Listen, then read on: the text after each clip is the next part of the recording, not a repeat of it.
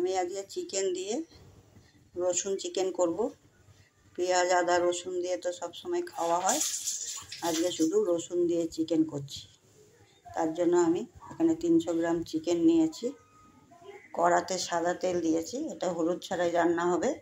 সাদা তেল দিয়ে এর মধ্যে আমি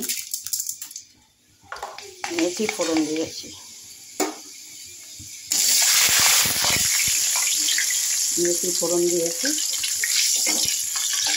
এটা যেহেতু রসুনের রান্না, একটু বেশিটাই রসুন লাগে। এখানে দুটো বড় বড় রসুন আছে, তাই রসুনটা আমি তেলের মধ্যে দিয়ে দেব।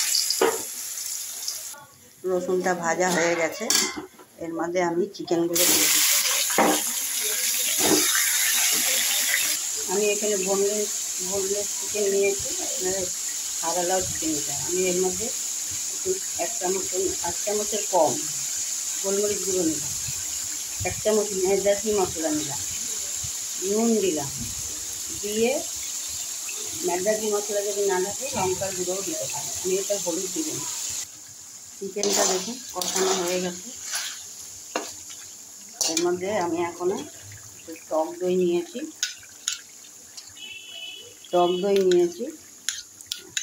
দইয়ের মধ্যে 1 চামচের মতন কর্নফ্লাওয়ার নিয়েছি। এই দুটো ফেটিয়ে আমি এর মধ্যে দেব।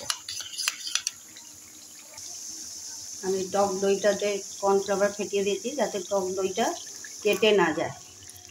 গরম ইসের মধ্যে দিলে কেটে যায়, কর্নফ্লাওয়ারটা দিয়ে দিলে আর দইটা কাটবে না। এর মধ্যে এখন আমি জল দিচ্ছি, চিনি দিচ্ছি, রসুন দিয়ে আমার রসুন দিয়ে চিকেন হয়ে গেছে কমপ্লিট। এর মধ্যে আমি 100 গ্রামের মতন দই দিয়েছি।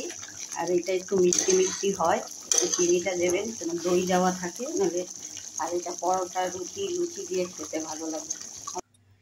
আমার দেখুন রসুন চিকেনটা হয়ে গেছে। এর উপর দিয়ে আমি একটু গোলমরিচের গুঁড়ো ছড়িয়ে দিলাম, খেতে ভালো লাগবে। যাতে শুকনো লঙ্কা নেই, আমি একটু মেদাসি মশলা দিয়েছি।